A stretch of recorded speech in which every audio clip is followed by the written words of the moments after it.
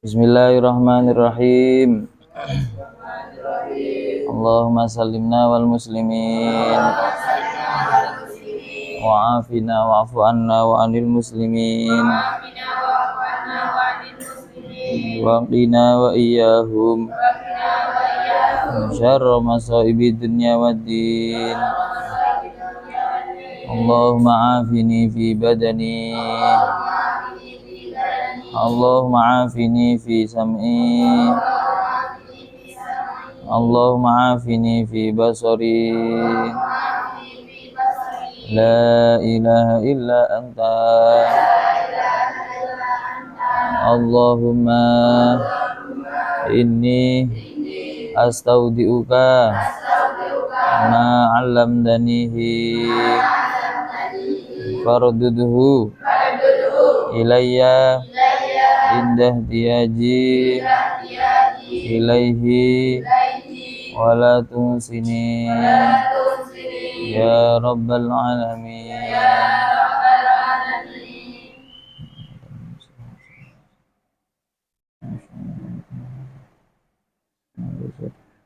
Al-Fatihah.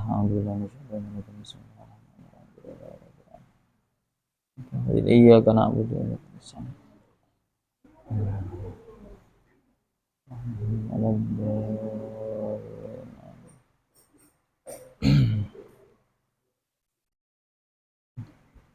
Bismillahirrahmanirrahim. Qala al-musannifu rahimahullahu ta'ala wa nafa'ana bihi wa bi ulumihi wa ada alaina min barakatihi fid dharaini. Amin. Bismillahirrahmanirrahim. Wa man khalata mutafaqqihatal asri. Wa man bermula siapa khalata. Wa man bermula siapa khalata itu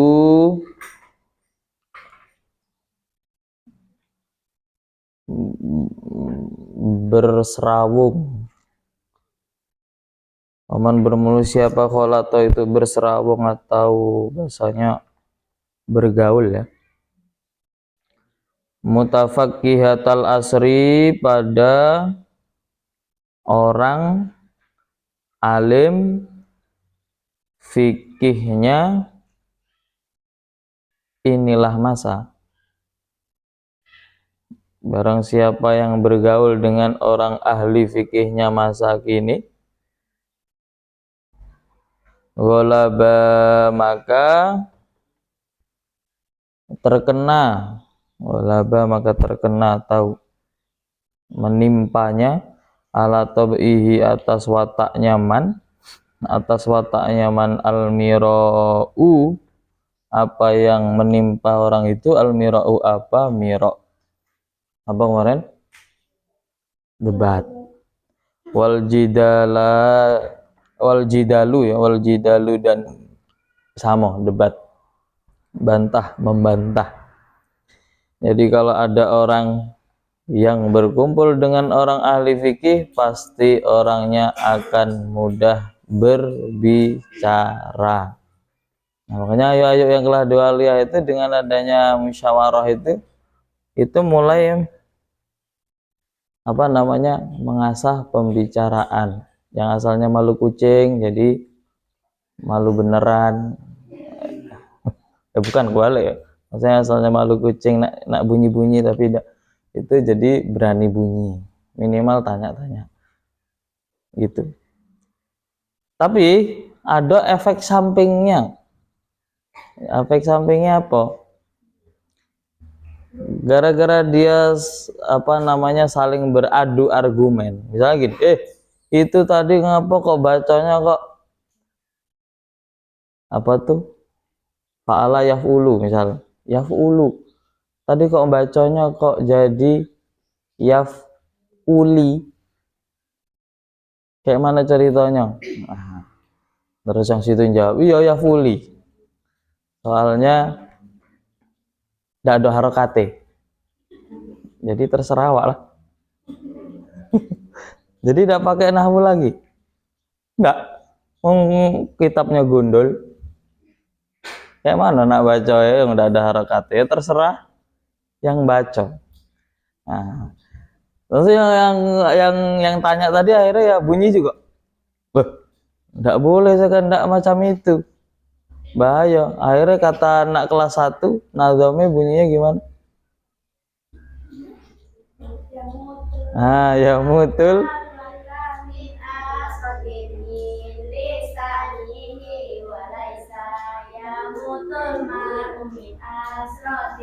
Jadi artinya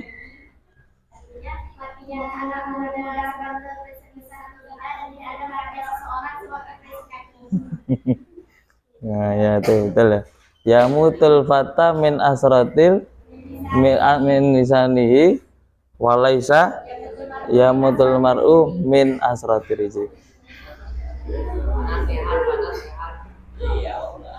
Maksudnya kayak mana? Maksudnya seseorang itu, kata yang tanya tadi langsung ngeluari dalil itu tadi. Ya mutul fata min apa? Ada minnya enggak? Ya mutul fata. Oh, ada. Min asrati. Ada minnya enggak? Ya mutul fata. Terus min asrati min lisanihi gitu. Nah, jadi seseorang itu bisa mati, seseorang itu mati gara-gara terpeleset lisannya, bukan seseorang mati itu gara-gara terpeleset kakinya. Kebanyakan orang mati sadis maksudnya ya, itu gara-gara terpeleset lisannya. Hati-hati, ngomong kok jadi ya uli itu gimana? Nah, akhirnya debat-debat terus. Nah, nanti yang akan terjadi adalah ketika orang itu berkumpul dengan ahli fikih, ya akan gitu. Wataknya dia tuh akan ahli jidal. Jidal itu saling bantah-bantahan. Tapi kalau jidal ini bantah-bantahannya masih bagus karena bantah-bantahannya masih seputar ilmu. Misalnya hukumnya yang ini apa? Membahas satu permasalahan fikih. Nah, dipecahkan lewat forum musyawarah. Tapi kalau yang mirok ini tidak bagus. Kalau yang mirok, kalau jidal itu bagus. Soalnya masih musyawarah seputar ilmu. Nah, wa asura dan susah alaihi atas man asumtu apa diam. Akhirnya susah orang itu tadi untuk bisa diam. Pokoknya ada permasalahan dikit selagi bisa dijawab ya dijawab. Jadi itu yang kalau kita bergaul dengan orang yang ahli fikih. Kadang tuh kalau nengok musyawarah tuh akhirnya gregetan kan, gemas gitu. Jawabannya kok kayaknya kurang lurus, biar awak lurus ya gitu. Nah.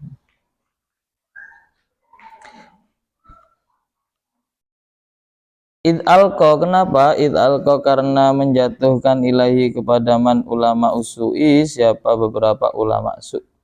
Karena dikhawatirkan yang akan terjadi adalah yang menimpa orang-orang yang ahli itu tadi akan dipengaruhi oleh ulama-ulama su, ulama-ulama yang buruk. Maksudnya dalam hal apa? Annadzalika, menjatuhkan annadzalika pada sesungguhnya di sana al-mira' wal jidal huwa, yakni bermula zalik al-fadlu, itu yang paling utama. Itu yang utama. Jadi mendoktrin mereka sehingga dengan mira' wal jidal ini tadi orang itu menjadi yang paling utama. Yang jawab tidak apa-apa, tidak masalah. Yang tidak boleh itu kalau ada unsur hatinya yang bermain, maksudnya mencari keutamaan. Nah, awak lah yang jawab lah. Dia yang di kelas ini awak yang paling pintar, jadi awak yang jawab. Atau awak yang memberi soal. Ada kasus bab jamaah, jadi tanya tentang bab jamaah. Bagaimana kalau imamnya cewek, yang makmumnya cowok misalnya? Awak tanya ini kan padek. Nah, sebenarnya tidak ada masalah di pertanyaannya, di forumnya tidak ada masalah. Yang menjadi masalah itu adalah bisikan setannya yang menganggap bahwa dengan kita melakukan itu menjadi yang paling utama. Nah, kalau untuk itu maka disingkirkan, tidak usah dipakai. Tapi ya tetap tanya, tetap jawab gitu. Jangan diam. Gitu ya. Kemudian wal qudratu, dan mampu alal muhajati, atas mengalahkan hujah, alal muhajati, atas mengalahkan hujah, wal munaqasyati, dan munaqasyah. Ya sama ya, munaqasyah ini ya semacam itu apa namanya, saling beradu argumen gitu. Dan merasa bahwa dirinya tuh mampu, awak tuh mampu nih kalau suruh mengalahkan hujah orang itu, awak bisa nyangkale. Kata orang itu tadi dibaca rofa, kata orang itu tadi ini kalimatnya kalimat fiil, tapi menurut awak kalimat isim, soalnya ada tanwine misalnya. Kata anak kelas 2, ada tanwine, ada alen, tidak boleh kalimat fiil, ini mesti kalimat isim katanya. Nah, merasa mampu, yang tidak boleh itu merasa mampu. Kalau mampu jawab ya malah bagus. Yang tidak bolehnya itu merasa gitu. Kita tuh merasa bahwa kita tuh wow, kita tuh paling hebat. Nah itu yang tidak boleh. Kalau mbak jawab bisa, ya malah bagus, bisa. Lah coba kalau kamu pas lagi lomba apa tuh? Misal apa yang ada adu-adu itu? Misal cerdas cermat, rebut-rebutan. Oh tuh nak diam baik. Ngapa diam baik? Misalnya jidal itu tidak boleh. Agi Allah Subhanahu wa taala akan membuatkan kita di rumah di surga gitu. Nah, ya tidak jadi menang. Kalau macam itu. Jadi ya tetap kalau seperti lomba misalnya, ya tetap dibunyikan, maksudnya dikeluarkan yang menjadi pendapatnya tadi. Kalau enggak ya malah enggak jadi apa? Enggak mendapatkan apa yang dituju. Nah, huwa yang bermula al-fadlu tadi, al-fadlu keutamaan itu ila akhir, maksudnya masuk wal qudrah, alladzi itu perkara yumtadahu yang dipuji,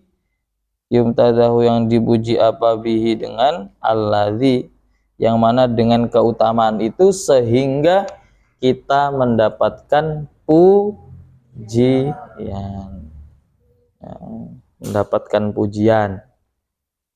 Tapi kalau kamu dipuji, kamu langsung bunyi alhamdulillah. Maksudnya apa? Kalau dipuji bunyi alhamdulillah itu mengingatkan kita, alhamdulillah, segala puji lillahi, itu milik Allah. Jadi percuma orang tuh nak muji kita, percuma. Soalnya apa? Soalnya semua pujian ya ujung-ujungnya kembalinya sama Allah. Itu maksudnya. Supaya tidak merasa bangga gitu dengan pujian itu tadi. Karena pujian itu ya ada yang berdampak negatif. Contohnya apa? Ain itu pujian, tapi itu tadi orang yang memuji itu kurang puas alias dengki. Contohnya cewek antar cewek, Ayu ini kok cantik ya, tapi cantik, ngomong cantiknya itu sambil sinis gitu, cantik sambil dengki iri gitu. Coba awaknya nanti itu. Nah, misalnya kayak itu. Nah, maka ini akan menjadi ain namanya. Kalau muji orang tapi tidak disertai memuji Allah Subhanahu wa taala. Misalnya gini. Masya Allah, Ayu ini kok cantiknya betul. Nah, ada kata Masya Allahnya atau Subhanallah. Langsung baik. Cantiknya orang. Hati-hati. Kalau yang ngomong nih mujinya tadi itu ada unsur dengkinya. Kalau kata kiai saya tuh Kiai siapa? Abdullah Habib Fakih. Ini kakaknya beliau yang kemarin main ke sini. Ya, kita doakan semoga beliau main lagi ke sini yang ini tapi yang Kiai Abdullah Habib Fakih yang ini. Yang sekarang megang pondok sekarang tuh yang ini, yang Kiai Abdullah Habib Fakih. Alhamdulillah. Apa? Bilangnya itu sih. Penyakit ain itu punya kayak sinyal-sinyal negatif gitu. Jadi waktu dilontarkan itu menjadi energi-energi yang negatif, sehingga nanti dibawa terkena orang yang dipuji tadi menjadi sebuah penyakit. Misal gini, orang muji anak kecil misalnya, muji anak kecil, anak kok rambutnya kok lebat nian ya.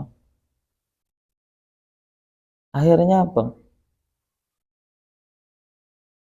Nggak lama itu, ini sebagian ada yang cerita juga ya, sebagian ada yang cerita juga itu menceritakan kayak gitu. Jadi ada orang tuh muji karena rambut anaknya tuh tadi bagus, lebat ya kan. Bahkan tuh rambut lebat tuh kan beda ya. Kalau rambut anak saya tuh kan nggak lebat. Itu kan jarang ya. Yang kawannya lah panjang-panjang gitu kan. Yang itu masih segitu terus. Tapi tidak apa-apa, mungkin dia tuh otaknya panas, jadi karena dia tuh ya pinter ya, amin gitu ya. Gara-gara otak tuh dia pakai pikir terus, jadi tangkapan dia tuh pinter sehingga rambut itu tidak mau tumbuh. Makanya kita kenal profesor itu rambutnya brownish.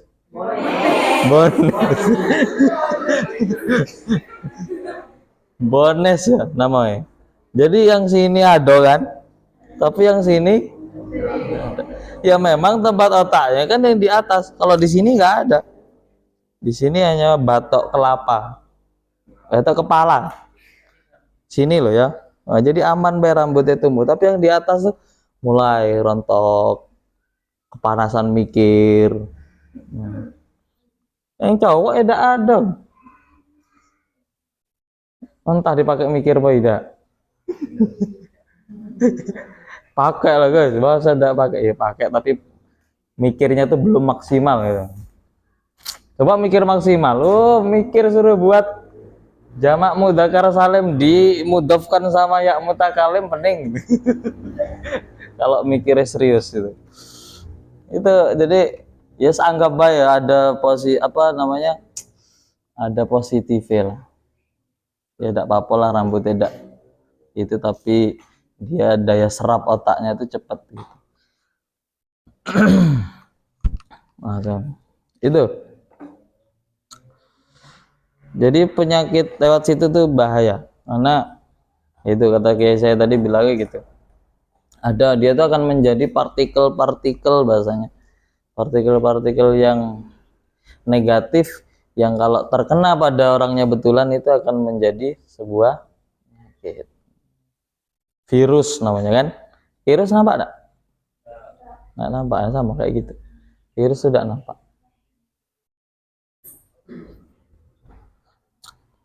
Tapi terasa nanti di dampak. Akhirnya apa yang orang lebat ini tadi, anaknya tuh tiba-tiba kena penyakit, semuanya bisul, sampai penuh di kepala tuh bisulan. Akhirnya apa, rambutnya otomatis ya ini kena kedorong sama bisul kan, ya ada rambutnya, tapi akhirnya itu tidak bagus lagi, buruk. Nah terus orang anaknya jadi jelek gitu rambutnya. Ya itu tadi, karena bisa jadi disebabkan dari sebuah pujian yang tanpa disertai dengan nama Allah. Tidak pakai subhanallah lagi, tidak pakai masya Allah lagi, apalagi pakai unsur dengki. Nyebutnya tadi dengki, Guys, yo memang tuh bagus. Tapi tidak ikhlas itu nyebut itu. Nah itu malah bisa menjadi sebuah penyakit. Banyak ceritanya kalau tentang ain, penyakit ain itu. Misal anak dielok-elok apa dipuji-puji, pipinya kok gemoy. Itu kalau ada ikhlas mujinya, udah pakai masya Allah, pakai subhanallah lagi, dikasih tidak gemoy lagi, jadi kempot gitu. Jadi hati-hati gitu.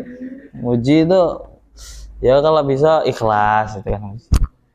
Wah pintar nian ya, terus apa namanya, selamat ya gitu kan, insya Allah lah pokok kamu tuh.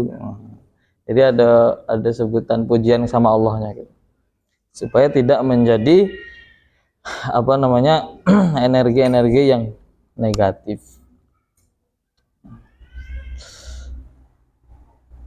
Tapi yang bisa nengok tentunya ya bukan orang-orang biasa. Yang bisa nengok adalah orang-orang yang sudah dibukakan hatinya sama Allah Subhanahu wa Ta'ala. Jadi bisa nengok, oh ini energi-energi negatifnya itu ada semua, ini ngeri.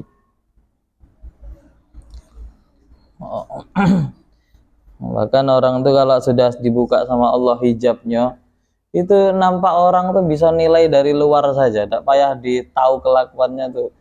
Nengok dari luar tuh lah tahu. Ini orang ini mukanya kok muka kambing ini ya. Ini kelakuannya apa sebenarnya misalnya. Itu tahu. Makanya sebagian ulama itu kalau yang ulama yang kayak gini itu biasanya itu malah tidak betah. Doanya itu malah ya Allah hilangkan ini semua ya Allah. Padahal itu ya dikasih karena dikasih bonus sama Allah Subhanahu wa Ta'ala. Bisa nengok orang tuh baik yang baik, mana yang buruk, mana yang bermuka 2, mana yang bermuka 3. Kalau ada nengok apa tuh namanya, menurut siapa itu muka orang itu ada 3. Ada muka kepada keluarganya, ada muka kepada apa namanya kawannya, ada muka kepada dirinya sendiri. Nah yang asli adalah muka yang ada di dirinya sendiri. Muka di kawan, muka di keluarga itu beda. Contohnya, anak di mata orang tua, selagi anak itu tidak menampakkan hal buruk, pasti orang tua akan selalu memuji anaknya. Makanya ada ungkapan orang tua sampai bunyinya bilang gini, tidak mungkin anak saya kayak gitu. Nah, itu gara-gara apa? Karena anak menampakkan muka yang kedua untuk kedua orang tuanya, tidak pakai muka yang aslinya, sehingga orang tua tidak menilai anak saya itu kayaknya tidak ada buruknya, rajin terus, semangat terus, pokoknya bukan pemalas, jadi dipuji terus. Itu gara-gara anaknya tadi nampakkan muka yang kedua, bukan nampakkan muka aslinya. Nah, muka yang ketiga nanti ada lagi yang sama kawan-kawan. Sama yang kawan-kawan tuh ada juga muka terhadap kawan. Ada. Pokoknya kedua muka ini tidak asli. Yang asli adalah yang tahu muka aslinya sendiri adalah waktu dia sendiri. Waktu dia sendiri itulah yang tahu muka aslinya. Siapa saya sebenarnya. Nah, yang hebat itu muka aslinya ditampakkan di semuanya. Di kawan ya mukanya itu, di keluarga ya mukanya itu. Jadi sama. Kalau nakal ya nakal, di kawan ya nakal, di keluarga ya nakal. Jadi emaknya tidak muji sama sekali. Anak awak terus degil. Dati otak. Disuruh ngaji kok tidak ngaji, entah otaknya ditaruh dengkul pakai mana itu tuh. Nah, misalnya ya contoh itu gara-gara apa? Gara-gara anak menampakkan muka aslinya, tapi kamu ketahui muka yang seperti itu adalah muka yang paling baik karena dia tidak munafik. Ya kalau nakal ya nampak nakal. Jadi kalau nakal ditegur, gitu kan? Nah, itu berarti bagus karena apa? Dia tidak munafik. Di depan orang itu dia tidak menampakkan sesuatu yang tidak mestinya dinampakkan. Nah, fafirro maka berlarilah atau kaburlah gitu ya, minhum dari ulama su. Oleh karena itu kamu lari baik kalau ketemu ulama su. Ini aromanya kok sedep-sedep gosong. Firoroka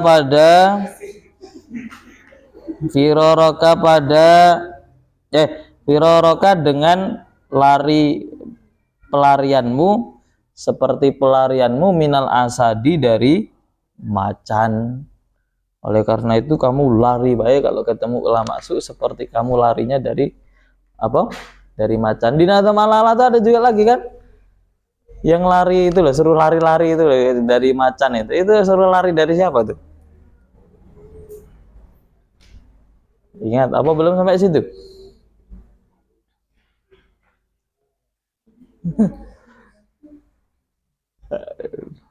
Masih loading ya. Nah, wa'lam, ketahuilah annal miro'a, pada sesungguhnya apa namanya miro, berdebat itu sababul muqdi, itu sebabnya dimurkai. Di siapa? Indallahi, di dalam menurut Allah. Wa indal khalqi, dan di dalam menurut makhluk. Karena orang yang sering bantahan itu adalah sebab orang itu dimurkai menurut Allah dan dibenci oleh manusia. Al-khamisu, bermula yang kelima, tazkiyatun nafsi itu memuji diri. Tazkiyatun nafsi itu memuji diri. Yang kelima dari perkara yang harus dijaga oleh lisan adalah tazkiyatun nafsi. Tazkiyatun nafsi itu menyucikan diri kita, bahwa diri kita itu bersih, diri kita itu suci, alias diri kita itu tidak punya kesalahan. Menganggap dirinya suci. Ini harus dijaga ya lisan dari hal-hal yang semacam itu. Kenapa? Faqad qala, maka sungguh telah berfirman Allah, siapa Allah Ta'ala, bunyinya fala tuzakku anfusakum huwa a'lamu bimanittaqa. Fala tuzakku, maka jangan memuji siapa kalian semuanya, anfusakum, jangan kamu puji elok-elok diri kamu itu, anfusakum, pada diri kalian semuanya. Jangan kamu puji-puji diri kamu sendiri. Kalau bisa punya sifat tawadu itu rendah diri, direndahkan diri serendah-rendahnya. Disuruh santri misalnya, ada undangan santri, berhubung tidak ada santri lain, akhirnya santrinya disuruh doa, tapi kamu ya bisa hafal doanya, tapi kamu nengok ada kakek-kakek jenggotnya panjang putih ya, wah itu baiklah kayak Pak, ini Pak, datanya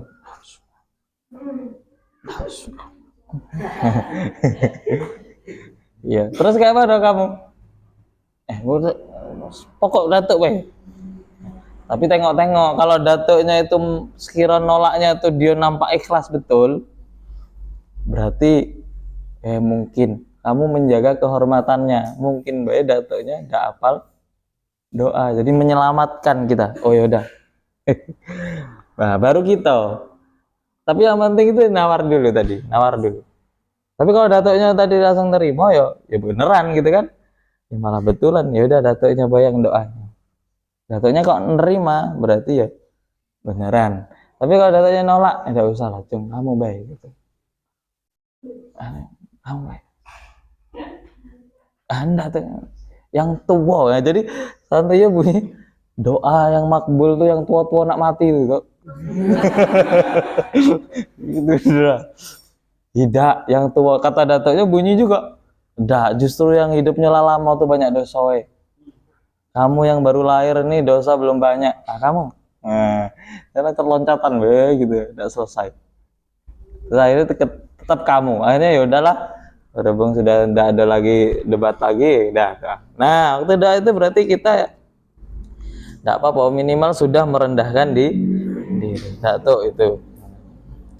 Nah, jangan terus kita gitu kan. Nanti khawatirnya itu tadi, khawatirnya kita menganggap diri kita itu adalah tazkiyah ini tadi, merasa paling bersih. Nah, kenapa kok Allah melarang jangan membersihkan diri, menganggap diri kita bersih itu? Huwa, bermula Allah, a'lamu itu zat yang maha mengetahui, karena Allah tuh yang maha mengetahui biman dengan seseorang ittaqo yang bertakwa siapa? Man. Kenapa? Percuma kamu memuji diri sendiri itu, karena yang tahu sejatinya orang itu ya Allah Subhanahu wa ta'ala. Ya percuma kita muji diri kita sendiri, sedangkan yang tahu sejati kita di diri kita itu baik apa buruk ya Allah Subhanahu wa ta'ala. Jadi percuma gitu. Jadi makanya tidak usah tazkiyatun nafsi itu tidak usah. Ya lebih memilih sifat tawaduk saja, ya rendah diri. Duduk misal, ya duduk di belakang. Tapi berhubung di acara misal disuruh maju, kalau orangnya narik-narik ya mana lagi gitu kan. Oke, kalau ditarik balik jadi tarik tambang kan. Ada gitu. Jadi ya apa, kalau disuruh masuk ya masuk di dalam misalnya. Nanti tetap kita menunjukkan sifat tawadhu. Justru kata Nabi bersabda, man tawadu'a rafa'ahullah. Justru orang yang mau merendahkan dirinya serendah-rendahnya sama Allah akan rafa'ahullah, akan diangkat malah sama Allah. Malah diangkat sama Allah. Maksudnya apa? Derajatnya itu malah ditinggikan sama Allah Subhanahu wa ta'ala. Buktinya sekarang keluarga Bani Adam dengan keluarganya iblis mulia mana? Mulia Bani Adam. Walaqad karramna Bani Adam. Lebih mulia Bani Adam. Kenapa kok lebih mulia anak turunnya Nabi Adam? Karena Nabi Adam karena iblis ya. Karena iblis itu tidak mau tawadu, dia maunya takabur, sombong. Buktinya apa? Itu tadi disuruh sujud sama Nabi Adam, tidak mau. Di Qurannya gitu, aba wastakbar, setan. Tidak mau, wastakbaro, dan merasa paling gede, merasa dia yang paling hebat, sehingga apa akhirnya? Dia tidak mentaati perintahnya Allah Subhanahu wa ta'ala. Sebenarnya setan itu kalau mau tobat, diterima tobatnya sama Allah. Ini nih kamu harus ketahui, ini penting. Apa ya? Gini. Jadi di surat apa kok? Di surat apa ya? Saya agak lupa. Jadi di salah satu surat, entah di surat Al-Kahfi apa di surat apa, itu gini, ada ungkapan setan gini, awak tuh, kata setan nih, iblis yang bilang nih, lewat siapa? Lewat Allah Subhanahu, bilangnya gini, awak tuh ya, awak kalau menggoda manusia itu, kalau berhasil dia maksiat, awak lepas. Maksudnya lepas kayak mana? Awak tuh tetap takut sama Allah Subhanahu wa ta'ala. Tapi manusia tuh ngapa dia tidak takut sama Allah Subhanahu wa ta'ala? Setan nih, iblis bilangnya gitu. Pokoknya ada tulis apa ya bacanya? Apa ini bari ummingka apa gimana? Pokoknya awak kalau berhasil nggoda manusia itu lepas, awak ada tanggung jawab lagi.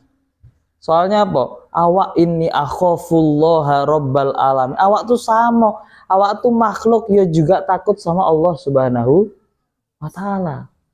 Itu kata iblis loh. Iblis itu pasti takut sama Allah Subhanahu wa Ta'ala. Cuma iblis itu punya satu yang tidak mau, dia adalah ketika disuruh sujud sama Nabi Adam, tidak mau nurut. Berarti kan kalau tidak mau nurut berarti intinya dia sombong, merasa dia yang paling bersih gitu. Nah, sebenarnya kalau setan mau taubat, innallaha ghafurur rahim. Allah itu maha pengampun. Wong dosanya iblis itu cuma tidak mau sujud sama Nabi Adam. Lah kamu bayang tidak mau sujud sama Allah Subhanahu wa Ta'ala, alias sholat itu tidak mau, itu baik Allah masih bisa mengampuni. Yang penting tobat. Lah ini apa? Disuruh hormat sama Nabi Adam. Tapi iblis mengakui kalau Allah itu ya tetap Tuhan. Allah itu Tuhan. Iblis. Tapi yang tidak maunya apa? Dia tuh suruh menghormati orang lain tuh loh yang tidak mau. Tapi kalau Allah, dia tetap tahu bahwa Allah lah yang maha besar, Allah lah yang maha agung. Itu tetap tahu iblis itu. Tetap takut, punya takut sama Allah Subhanahu wa Ta'ala. Tapi cuma dia tidak mau menghormati itu tadi baik. Nah, iblis bisa diterima tobat. Dan syaratnya cuma satu, kata Allah Subhanahu wa Ta'ala. Kalau kamu mau diterima tobatnya, datang sekarang ke bumi, cari kuburannya Nabi Adam, sujud sekarang di situ. Tapi jawabannya iblis apa? Saya tetap tidak sudi. Mong dia waktu masih hidup saja saya tidak mau sujud, apalagi dia sekarang sudah mati. Lemah dia itu. Saya masih hidup sampai sekarang. Nah, karena iblis itu sama Allah Subhanahu wa Ta'ala dikasih umur panjang. Karena berkat permintaannya, doa dia sama Allah Subhanahu wa Ta'ala, ya Allah, kalau saya memang dicap jadi makhluk yang menjadi penghuni neraka selama-lamanya, tidak apa-apa, tapi saya minta ada beberapa permintaan yang minta dikabulkan. Yaitu tadi satu, supaya bisa menggoda umat manusia sampai anak turunnya yang paling akhir. Nah, otomatis di situ iblis dikasih umur panjang otomatis. Yo, saya kabulkan itu. Nah, ini setelah dikabulkan, dia itulah iblis aja tidak mati-mati sampai besok ketemu bayi yang paling terakhir yang lahir di dunia ini. Nah, siapa? Itu iblis nanti kalau laki kiamat baru mati. Soalnya misinya saya pingin ngajak keturunannya Nabi Adam itu tidak kembali ke desa surga lagi, tapi masuk ikut rombongan desa kami yang ada di neraka. Katanya iblis, dikabulkan sama Allah, padahal yang minta iblis itu. Maksudnya kalau kamu mintanya sungguhan, ya apalagi kamu, mestinya ya dikabulkan. Iblis ya dikabulkan. Nah, itu. Jadi Allah itulah yang paling ketahui siapa hambanya yang paling takwa. Saya duduk di depan ini bukan berarti saya yang lebih takwa, belum tentu. Mungkin yang paling bertakwa itu adalah yang sekarang pakai kopiah hitam, memegang pena dengan penuh semangat, menggoreskan tinta-tinta, menjunjung kalimat tauhid, sembari memikirkan perutnya lapar karena belum dikirim nasi. Barangkali orang yang itu lebih bertakwa daripada yang duduk di depan. Jadi kita duduk di depan ini bukan menjadi tanda bahwa kita yang paling bertakwa, bukan. Tidak mesti. Bisa jadi kadang murid yang lebih bertakwa daripada gurunya. Ada kalanya ya kebalikannya, berarti kan ada kalanya gurunya yang lebih bertakwa daripada muridnya. Tapi kalau melihat standarnya, normalnya, mestinya ya gurunya yang lebih bertakwa daripada muridnya, mestinya kan. Tapi itu semua tidak bisa menjadi tolak ukur, tidak bisa menjadi patokan bahwa gurunya yang lebih bertakwa, itu tidak mesti. Karena kita bukan para nabi. Kalau nabi baru jelas. Kalau nabi itu imannya lebih tinggi daripada kaumnya. Soalnya apa? Dia sama Allah Subhanahu wa Ta'ala itu hubungannya dekat sekali. Dikasih wahyu, kan semakin imannya semakin kuat. Lah kita, kiai sekalipun itu apa dekat sama Allah sampai bisa berdialog sehingga diturunkan wahyu? Tidak sampai segitunya. Jadi ya masih kadang iman kiai itu ya kadang naik, kadang turun.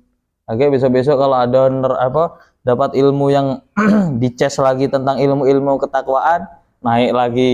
Lama udah ngaji, melempem lagi. Ya gitu. Ya kayak kita tuh lah. Santri kan gitu juga. Kadang ada semangat ngaji, pas semangat ngaji itu pokok kalau ada ngaji ikut terus. Tapi pas lagi stres, lagi kena masalah, lagi kena apa misalnya, enggak ngaji, turun. Itu imannya berarti sedang apa? Kalau bahasanya baterai lobet. Sedang lobet. Apalagi sampai intakola ilal madrasatil akhar. Sampai pindah. Wah, situ imannya berarti lah enggak terima lobet lagi, tiba-tiba langsung ngedrop terus. Karena kalau yang kamu tuh coba pikir, saya juga tuh mondok loh sama. Belum sempat saya tuh di rumah puluhan tahun tuh belum sempat. Coba bayangkan, saya di rumah cuma anggap ya dia dari mulai bayi, paling akhir kelas 6. Kelas 6 tuh berarti umur, mau 6 tahun. Kelas 6 tuh berarti umur, saya sama ibu sama bapak sama saya adik-adik saya cuma berkumpul selama 12 tahun. Kelas 6. Habis itu mondok. Mondok pun pulang kalau nah liburan tuh berapa hari bisa dihitung. Liburan paling lama 12 hari. Tapi kalau anak-anak Sumatera gini biasanya sama pondok tuh dikasih bonus. Bonusnya apa? Boleh libur dari bulan Sya'ban. Jadi bulan Sya'ban itu kan libur. Poso itu kan masuk lagi. Nah, kalau anak Sumatera itu biasanya dikasih bonus. Dikasih bonusnya Sya'ban boleh balik, lanjut sampai hari Lebaran. Nah, jadi 2 bulan. Liburannya itu 2 bulan anak Sumatera. Nah, kamu pikir aja 2 bulan doang liburan. Berarti mondoknya selama 12 tahun. Dikurangi 2 bulan setiap tahunnya. Berarti di rumah itu paling cuma anggap baik berapa? Anggap baik mungkin 14 tahun di rumah ketemu sama bapak ibu. Habis itu nikah. Habis nikah ndak nempat di tempat orang tua. Pindah pula. Saya ke sini. Berarti saya di sini yang mondok lah lagi. Dan ini selama lamanya mondok yang tidak ada akhirnya. Jangan kira kamu mikir. Makanya kalau saya main ke situ ke Batas ngurut, bukan saya ngurut ya. Ngurut ya. Pasti bilangnya gini. Betah Pak di sini.